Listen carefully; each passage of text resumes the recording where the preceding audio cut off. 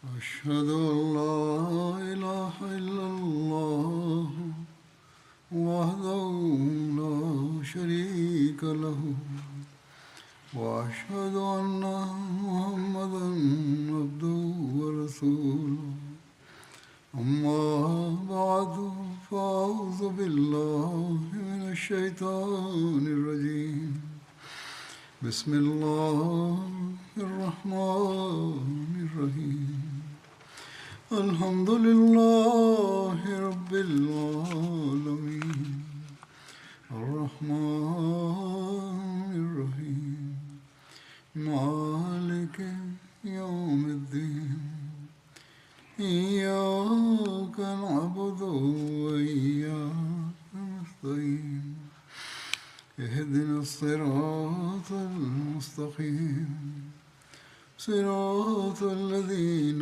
أنعمت عليهم غير المغضوب عليهم ولا الضالين.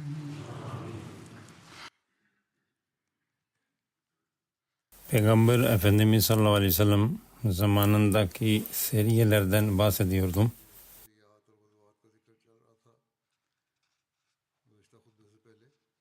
Banu Kazara seriyeden de bahsedeceğim. Banu Kazara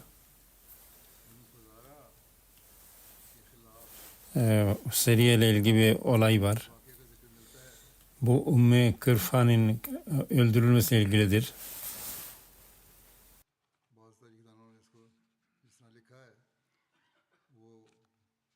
Bundan anlaşıldığı gibi bu hakikate aykırı bir olaydır. Hazreti Zeyd bin Harisa 6 Hicri'de Suriye'ye doğru hicret için gitti. Onun yanında Peygamber sallallahu aleyhi ve sellem mal vardı. Ticaret ilgili.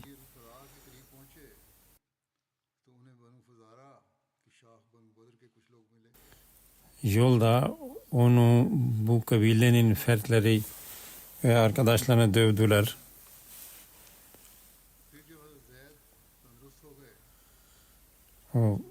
Hazreti Zeyd Resulullah sallallahu aleyhi ve sellem'in huzuruna geldi. Peygamber Efendimiz sallallahu aleyhi ve sellem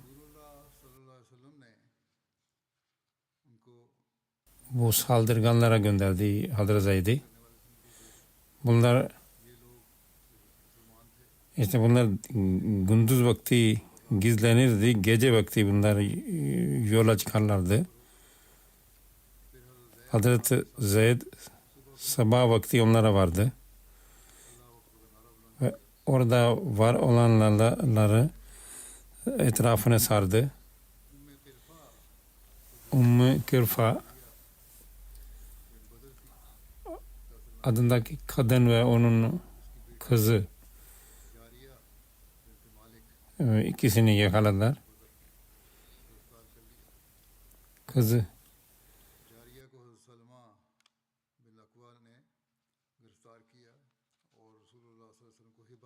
Peygamber Cariye isimli bu kızı Resulullah sallallahu aleyhi ve sellem'e getirildi. Resulullah sallallahu aleyhi ve sellem başka birisine verdi. Tarih kitaplarında bu olay ilginç şekilde anlatılmıştır.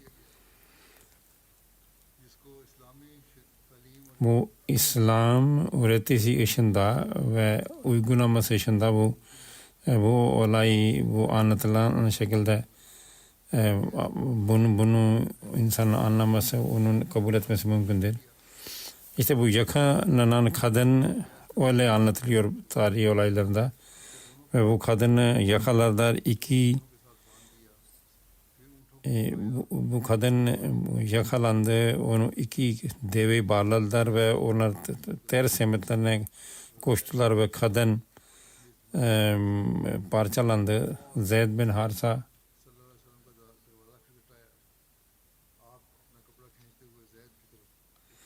Zeyd bin Harisa bu olayı Resulullah sallallahu aleyhi ve sellem anlatmış ve Resulullah sallallahu aleyhi ve sellem ayağa kalktı.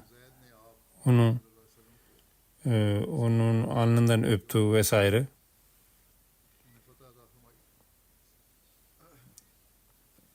Bu olay bu şekilde anlatılıyor. Yani onu ikiye parçaladılar falan diye ashabı. Ancak Hazreti Mirza Beşir Ahmed Sahibi radıyallahu teala anhu onu çok iyi analizini yaptı ve delillerle bunu reddetti. Dedi ki Siriya Ebu Bakır'dan demin bahsettim. Bu Sa'd onun yerine Hazreti Zeyd bin Harsa ile ilgili bir Siriye'yi anlattı. Yani İbn-i Sa'd Hazreti Ebu Bakır değil de Zeyd bin Harsa'nın bu Siriye'nin başı olduğunu anlatıyor.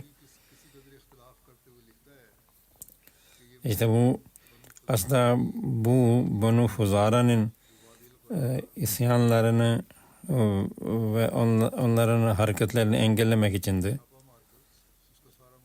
Bu fesatçı grubun Ümmü Kirfa bunun on ayak olan idi bu fesadın. Bu yakalandığında öldürüldü ve İbn-i Sa'd'a göre onların iki farklı develere bağlandı ve onlar ters istikamete doğru koşturuldu. Ve bu kadın ikiye ayrıldı. Bundan sonra bunun kızı Selma bin Akva'ya verildi. Bu aynı olay İbn-i İshak da anlatıyor. Biraz özet olarak. Ve bu rivayete dayanarak Sir William diyor ki bu müsteşriktir, oryantalisttir. O diğer Avrupalılar nispetle daha ayrıntılarla olaylar verir. O büyük bir zevk ve şevkle bunu kendi kitabında yazdı ve bunu yazarken bunun sebebini şöyle dedi. İşte ben bunu veriyorum çünkü bunun sebebi bu Müslümanların vahşetini anlatmaktadır.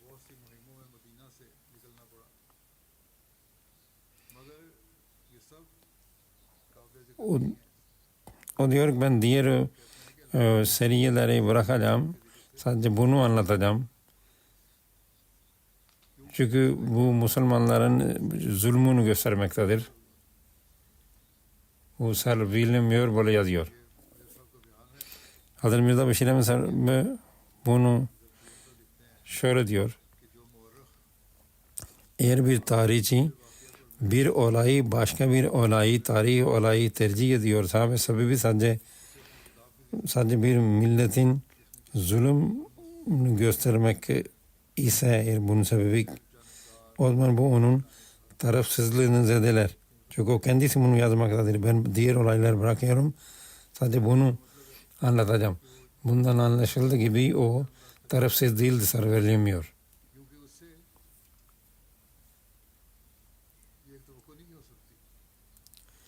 Ve o böyle bir taraf kişinin iyi bir araştırması mümkün değildir. Ama Sir William Muir bunu büyük bir sevinçle kendi kitabında kaleme aldı. Ben şimdi bunun tamamıyla asılsız olduğunu göstereceğim. Ve bunun tamamıyla uydurma bir olay olduğunu anlaşılacak. Bilinmesi gerekiyor ki bir kadın ki o katil olmayan bir kadını bu şekilde öldürülmesi bu katiyen bu mümkün değildir. Çünkü İslam öğretisine göre bir kadın savaş esnasında da öldürülmez, katil edilmez.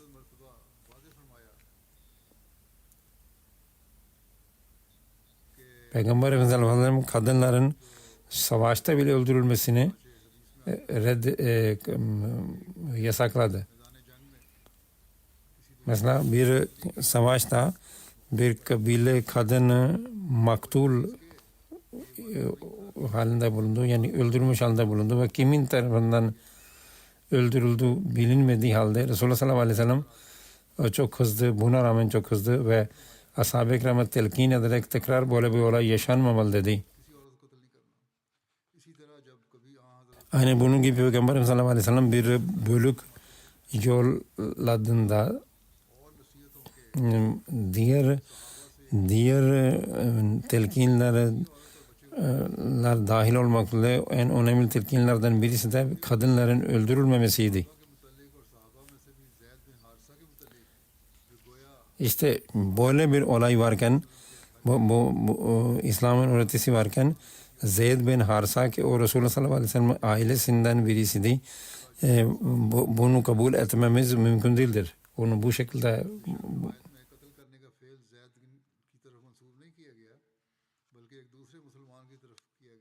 işte bu Zeyd'in komutanlığında yeri olduysa bu Zeyd bunu sorumlusu tutulacaktır ve Hazreti Zeyd'in Resulullah sallallahu aleyhi ve sellem bu açık öğretisine karşı davranmak bu imkansız bir şeydir. Tabii ki eğer bir kadın bir suç işlediyse o ilgili suçun cezasını bulacaktır. Hiçbir şeriyet ve hiçbir ülkenin kanunu buna engel değildir. Bugün bile kadınları ülkelerde kadınlar ölüm cezasına çarpıtırılıyor. Ancak sadece din düşmanlığından dolayı birisini öldürmek ve bu şekilde öldürmek bu rivayette anlatıldığı gibi bu Peygamber Efendimiz sallallahu aleyhi ve sellem ilkelerine ve onun prensipteki öğretisine aykırıdır. İslam öğretisi bunu reddetmektir. Eğer bu kadının suçlu olduğu ki bazı rivayetlerde öyle de anlatılırsa ve onun eğer o suçluydu ise suçlu kadını o şekilde öldürmek eğer o katilse öldürmek caizdir. Ama ashab-ı kiram ki onları erkek ve çok zalimleri affettilerse onların bu şekilde bir kadını öldürmesi hiçbir şekilde kabul edilemez. İşte bu bir şekilde bu olayı, bu anlatılan olayın yalan olduğu ve iftira olduğu açık anlatılmaktadır. İşte İbn-i Sa'd ve İbn-i İshak bu rivayeti hiçbir sanedi vermeden bunun rivayet etmektedir. Bu da aklen bu kabul ve bu olay senetsiz bir olay. Ashab-ı kiramın genel tutumu ve Resulullah sallallahu aleyhi ve sellem'in öğretisine aykırı iken biz bunu nasıl kabul edelim?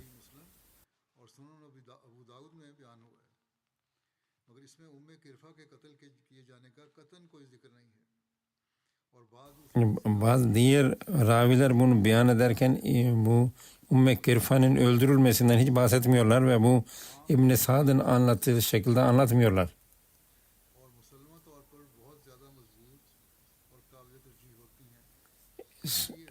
Sunan Abi Davud ve Müslim'de bu olay İbn-i Sa'd'ın anlatıldığı gibi anlatılmamıştır. İbn-i Sa'd rivayetsiz anlatırken Müslim ve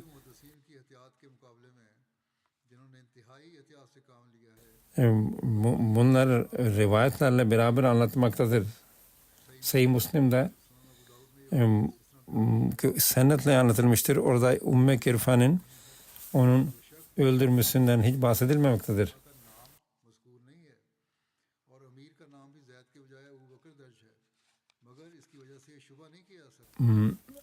Orada bu bölüm komutan Hazreti Ebu Bekir'in olduğu anlatılmaktadır ama diğer ayrıntılar aynıdır. Onun için bu aynı olay olduğu anlaşılmaktadır. Her ikisi bu kadının yakalandığını, esir alındığını, onun kızının yakalandığını bunlar anlatılıyor. Diğer de birçok şeyde bu aynı olayları anlatıyorlar. Her İbn Sa'd ve Müslim gibi kitaplar ve bunların bu olay aynıdır. Ve bu ayrı olay değildir. Sadece diğer araştırmacılarda İbn Sa'd ve Sahih Müslim'in aynı olay olduğunu anlatıyor. İmam Süheyli, İmam Muhalbi açıkça bunun aynı olay olduğunu söylüyor.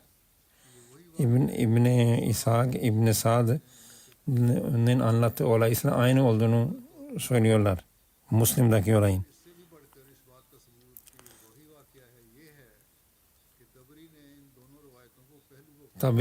Tabri'de her iki olayı yan yana anlatarak açıkça diyor ki bu her iki olay aynıdır.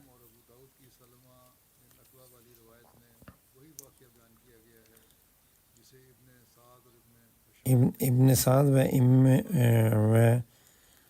İbn Hişam Siriya Ümmü Kirfa adıyla bunu anlatmaktadır. Tabri öyle diyor. Ama Müslim ve sair kitaplar bunu sanatle beyan ediyor ve onların anlattıkları İbn Sa'd ve İbn Hişam'ın anlattıklarından daha önemlidir, daha tercih edilecektir. Ve bundan da anlaşıldığı gibi bu olayda bu kadının bu şekilde öldürülmesi vesaire gibi olaylar onlar hepsi yalandır ve kabul edilmez. Aslında bu seriye Müslim ve Ebu Davud'da anlatıldığından başka bir şey değildir. Yani Ebu Müslim, Sahih Müslim ve Ebu Davud hadis kitaplar.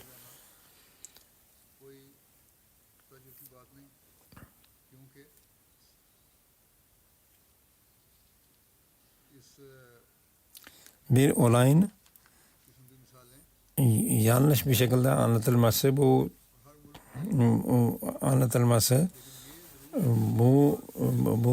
olağanüstü bir şey değildir. Çünkü her ülkenin ve milletin tarihinde öyle olur. Ancak Sir William Muir'ın diğer bütün olayları bırakıp sadece ben bu olayı anlatacağım demesi, Müslümanların zalim olduğunu göstermek için anlatacağım demesi, bu açıkça gösteriyor ki Sir William Muir katiyen tarafsız birisi değildi. Seri Abdullah bin Atik var tarihte geçen. Bu Abu Rafi karşıydı. İbn Sa'd bundan bahsediyor. O 6 Hicri'de oldu. Hazreti Mirza Bashir Ahmed sahib radıyallahu ta'ala anhu bu olayı şöyle anlatıyor. Abu Rafi'nin öldürülme olayıyla ilgili rivayetlerde ihtilaf vardır.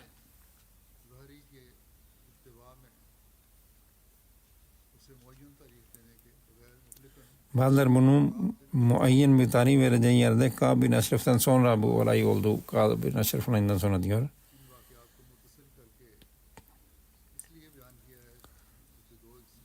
Bunlar birbirine benzediği için bunu bu şekilde anlattılar.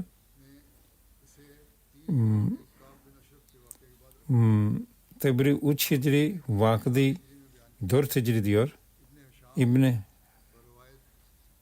İbn İshak ve İbn Hişam bunu Gazva-i Benu Kureyza'dan sonra olduğunu anlatmaktadır. Ve böylece bu 6 Hicri'nin başında olduğu anlaşılır. İbn Sa'd 6 Hicri'nin diyor ve genel olarak tarihçiler İbn Sa'd'ın dediğini uydular. Hendek gazvesi ve Banu Kureyza olaylar bitince यानी अबू राफे इन लोगों में से था जिन्होंने रसूलुल्लाह सल्लल्लाहु अलैहि वसल्लम के खिलाफ लश्कर जमा किया था और कबीला औस गज़वा उहद से पहले काब बिन Ashraf Aus kabilesi Resulullah sallallahu aleyhi ve selleme karşı olan Kâb bin Eşref'i öldürmüştü.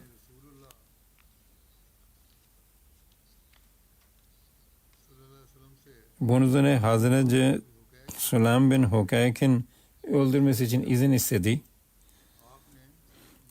Aus ve Hazret kabilesi Peygamber Efendimiz sallallahu aleyhi ve sellem için iki erkek deve gibiydi. Birisi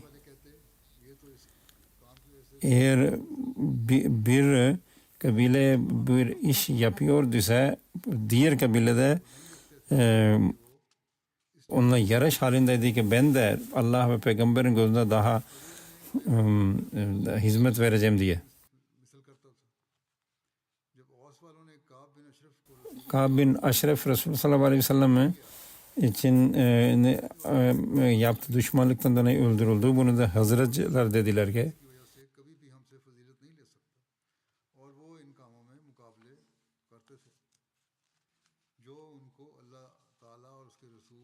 bunun için onlar düşündüler ve kimin Resulullah sallallahu aleyhi ve sellem'in Kâb bin Eşref gibi Resulullah sallallahu aleyhi ve sellem düşmanlık ettiğini düşündüler.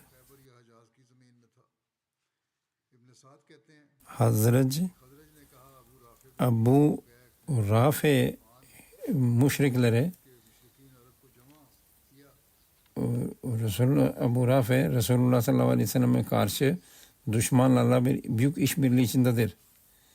Nitekim Hazreti kabilesi Resulullah sallallahu aleyhi ve sellem onun öldürülmesi için izin istedi. Nitekim Hazreti kabilesinden 5 kişi, Bani Salman'ın 5 kişi onu öldürmek için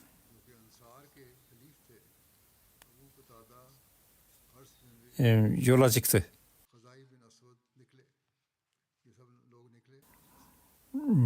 Muhammed bin Ömer ve İbn Sa'd gibi Asbel bin Sodai'di. Bazıları Abdullah bin Utba'yı da ekliyorlar. Bunlar toplam 6 kişi oldu.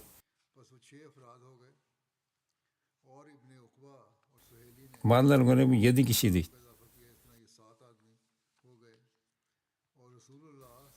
Peygamber Efendimiz sallallahu aleyhi ve sellem Abdullah bin Atik'i bunların başına amir tayin etti. Bunlar dedi ki çocukları ve kadınları öldürülmeyecek. Sahih Buhari'de Abu Rafe'nin öldürme olayı şöyle anlatıldı. Abu Rafe Peygamber Efendimiz sallallahu aleyhi ve selleme çok eziyet veriyordu. Düşmanlarına karşı işbirliği içindeydi. Bunlar oraya vardıklarında güneş batmıştı. Abdullah bin Atik arkadaşlarına siz oturun dedi. Ben bir yol buluyorum içeri girmek için. Kalenin içerine girmek için. Sonra o kendine bir çarşaf içine bulundu. Sanki ihtiyacını gideriyormuş gibi yaptı. Evet. Diyor ki ben içeri girmenin yolunu buluyordu kim? Bu esnada kaledekiler bir eşeklerini kaybettiler ve onu aramaya başladılar.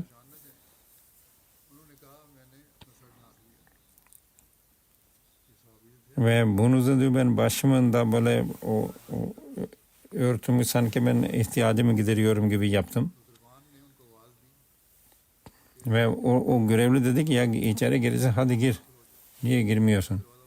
Ben içeri girdim ve bir yerde gizlendim.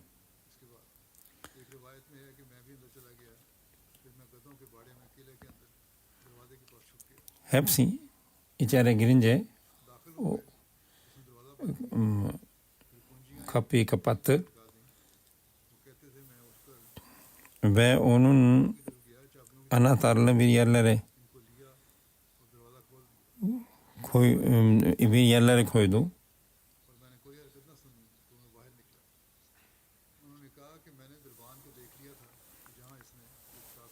Onun nereye o anahtarlar koyduğunu ben gördüm. İnsanlar Abu Rafi'nin yanında gece oturuyorlardı, konuşurlardı. Onlar hepsi kalkıp gitti. Onun yanında yemek yediler ve gittiler.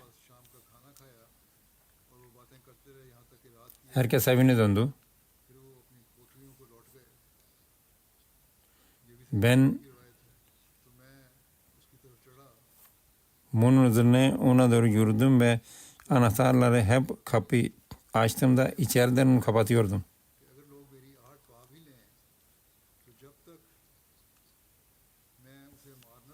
Ben ona vardım.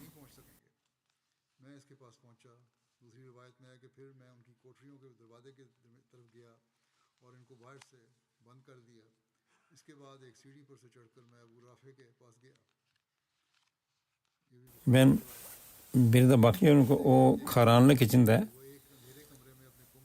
o yatıyordu. Ama nerede olduğunu bilmiyordum karanlıktan dolayı. Ben seslendim, dedim ki Abu Rafi.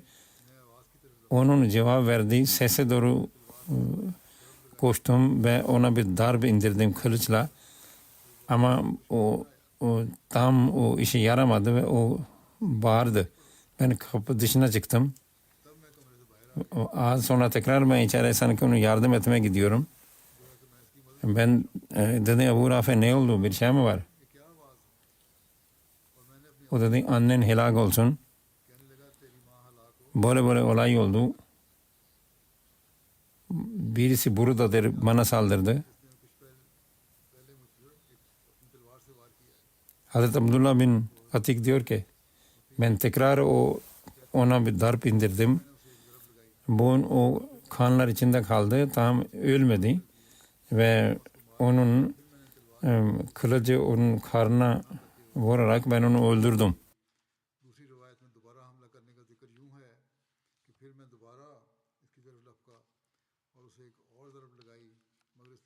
O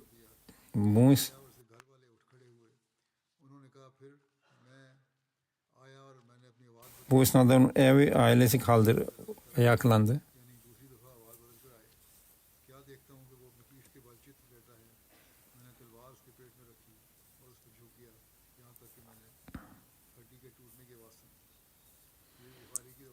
Ben onu öldürdüğünü anladım ve ben kapılar açarak geri geldim.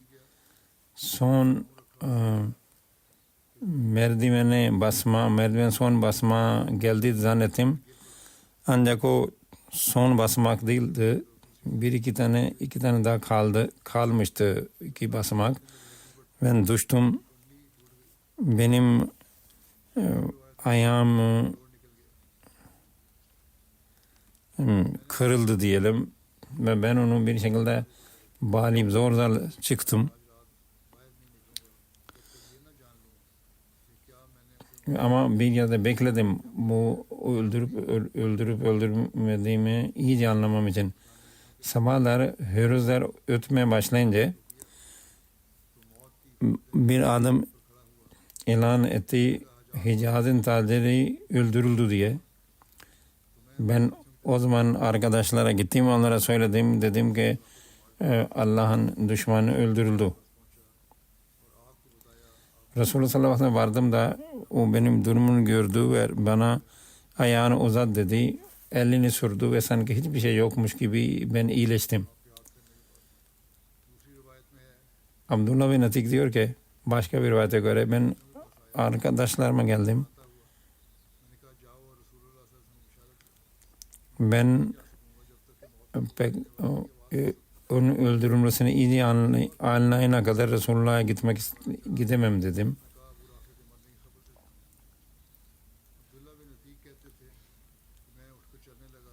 Sabah ben kalktım. Ben orada beklerken kalktığımda baktım ki hiçbir benim o hastalığımdan veya o ayağımda hiçbir şey kalmamıştı. Yani bu önce iyileştiğini söylüyor.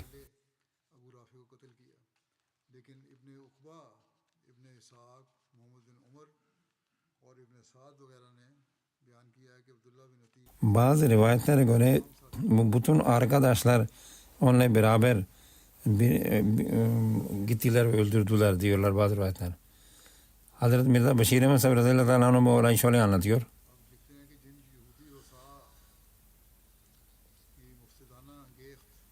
Abu Rafi'nin şerli olaylarından dolayı 5 Hicri'nin sonuna doğru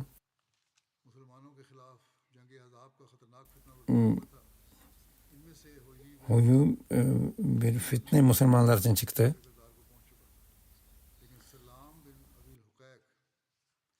Huyu bin Akhtab kendi o zaten o öldürülmüştü ama Abu Rafi şerlerine devam etmekteydi. Ve onun düşmanlığı Gatfan ve diğer kabileleri Hayber'in yakındı. Nitekim Abu Rafi çok zengindi ve tüccardı. O Necd'in Vaşi ve Savaşçı kabilelerini Müslümanlar aleyhine hep kışkırtırdı. Ve o Kâb bin Eşref'den az değildi. Nitekim o devirde o Gatfanlara Peygamber Efendimiz sallallahu aleyhi ve sellem saldırmak için mal verdi, yardım etti. Ve tarihinden anlaşıldığı gibi Şaban ayında Banu Sa'd tarafındaki gelen tehlikeyi engellemek için Resulullah sallallahu aleyhi ve sellem Hazreti Ali'nin komutanlığından bir bölük yolladı. Onun arkasında da bunlar vardı. Abu Rafi bunlar sadece buna yetinmedi. O Müslümanların kanlarını akıtmak istiyordu.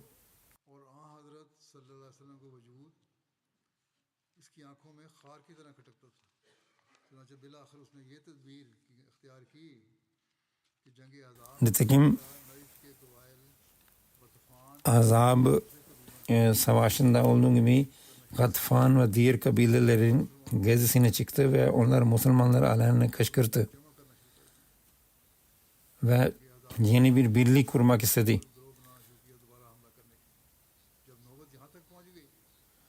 Ve durum çok kötü idi ve Müslümanların gözünde tekrar Ahzab günleri onların gözüne gelmeye başladı gözünün önüne. Nitekim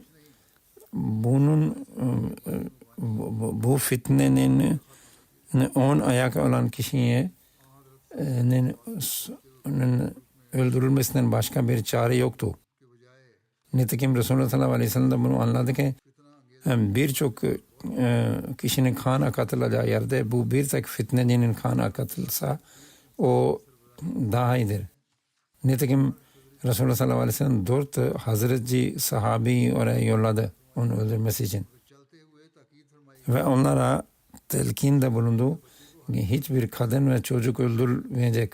Bakın bundan da anlaşılıyor ki o yukarıdaki olay çok İbn-i Sa'd'ın o ilk bahsettiğim olayı o tamamıyla uydurmadır.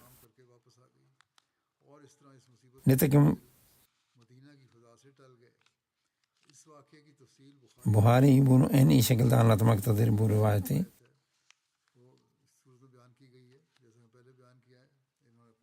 Bara bin Azib'in rivayetine göre Peygamber Efendimiz sallallahu aleyhi ve sellem birkaç kişiyi Abu Rafi Yahudi yolladı. Ebu Rafi Peygamber Efendimiz'i çok eziyet çektiriyordu ve onun düşmanlarına yardımcı oluyordu. Abdullah bin Atik ve arkadaşları Ebu Rafi'nin kalesine yaklaştığında güneş batmıştı. Abdullah bin Atik içeri girdi. Kendi üstünü örtü. Sanki bir kendi ihtiyacını gideriyormuş gibi oturdu.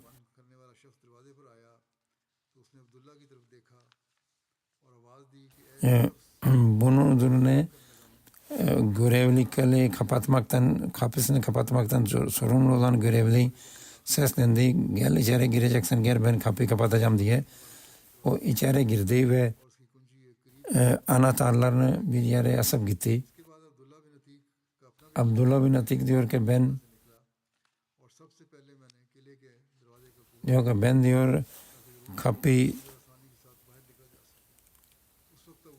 ben anahtarla kapıyı açtım ki kaçarken giderken geri rahat gidebileyim diye. Ben Ebu Rafi'nin odasına girdim ve orada onunla oturup millet onunla konuşuyordu, laflıyorlardı. Onlar kalkıp gittilerinde ben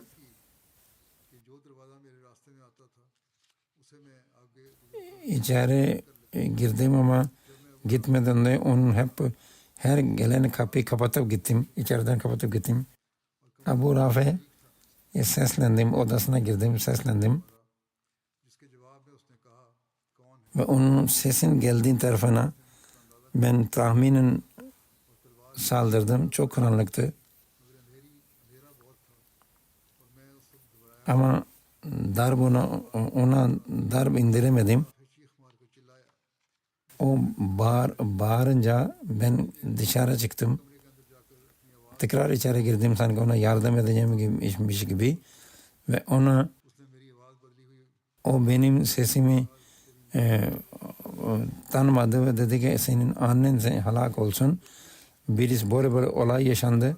Ben tekrar sese doğru tahminen saldırdım ve bu sefer çok iyi işe yaradı benim saldırmam. Ve onu öldürdüm. Ben geri gelirken merdivenlerde inerken son basamama geldiğimi zannediyordum. Ama yanlışlıkla aşağıya yanlışlıkla yere düştüm ve benim ayağım kırıldı. Ve ben bundan sonra orayı sardım, ayağımı sardım ve bekledim. Bunun öldürülmesini tamamıyla anlayana kadar, emin olana kadar ben orada bekledim. Nitekim ses geldi, ilan eden, nida eden seslendi. Dedi ki Ebu Rafi öldü diye seslendi. Ben Peygamber sallallahu aleyhi ve selleme vardığımda bütün olayını anlattım. Peygamber Efendimiz ayağını uzat dedi. Ben ayağımı uzattığımda o elini sürdü ve hiçbir şey yokmuş gibi iyiydim. Başka bir rivayete göre Ebu Rafi'nin hanım çok bağırdı. Ancak ben onu da öldürmek için kılıcımı kaldırdım. Ancak Peygamber Efendimiz sallallahu aleyhi ve sellem'in vasiyeti aklıma geldi ki kadın öldürülmeyecek diye ben o geri saldırmaktan imtina ettim, saldırmadım. İşte bu da anlatıyor ki bu önce o İbn-i Sa'd'ın anlattığı olay onun gerçekle ilgisi yoktur.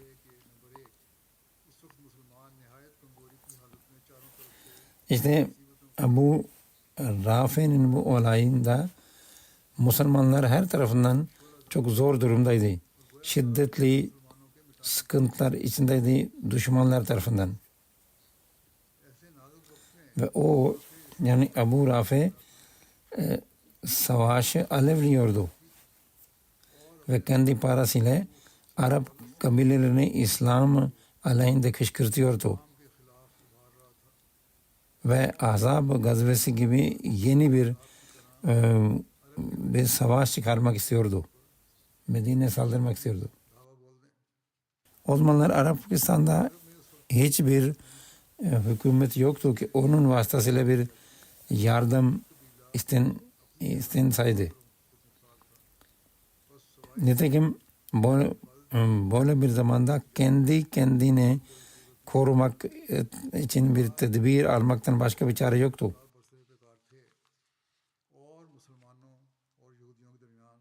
Müslümanlar ve Yahudiler arasında savaş durumu devam etmekteydi.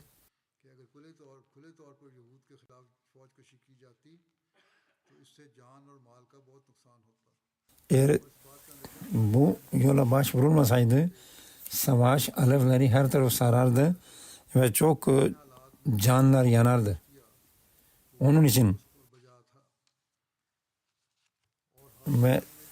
ve savaş döneminde her tedbirin alınması caizdir bu şartlar altında.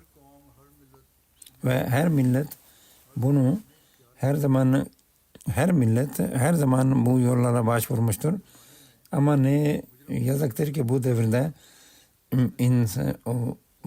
insanlar suçlulardan yana oldukları için onların lehine konuşurlar.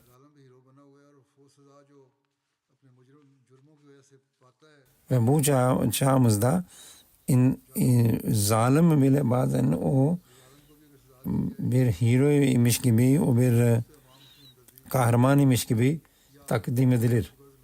Ve onun yaptığı suçları anlatılır, unutulur. Ama İslam bu tür yalan duygulara önem vermez. O gerçekten eğer birisi suçluysa onun ona ceza verilmesi taraftardır. Eğer bir uzvu kanser halindeyse veya tedavi edilmez haldeyse onun vücudun başka yerlerine zarar verecek yerde kesilmesinden taraftardır. İşte o devirde de Müslüman ve Yahudiler arasındaki o savaş durumundan dolayı barış için bu adımın atılması gerekiyordu.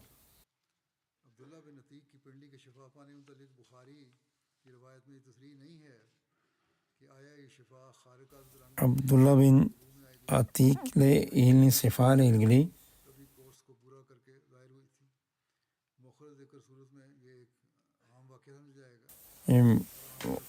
Buhari'de o hemen mi iyileşti yoksa biraz zaman mı aldı diye bir açıklama yoktur ama o Resulullah sallallahu aleyhi ve sellem duasından dolayı o iyileşti her iki şekilde. Ama eğer olağanüstü şekilde hemen vuku bulduysa yani onun şifa olayı o zaman bu Allah'ın özel takdiri gereği bir mucize olarak gerçekleşti. İşte gelecek inşallah günlerde diğer olaylarda anlatacağım bununla ilgili.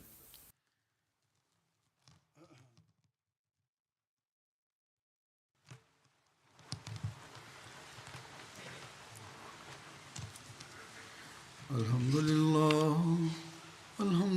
nahmeduhu ve nestainuhu ve nestağfiruhu ve nu'minu bihi ve netevekkalu aleyh ve na'udzu billahi min şururi enfusina ve min seyyiati a'malina men yahdihillahu felâ mudille lehu ومن يضلل فلا هادي له ونشهد أن لا إله إلا الله ونشهد أن محمدا عبده ورسوله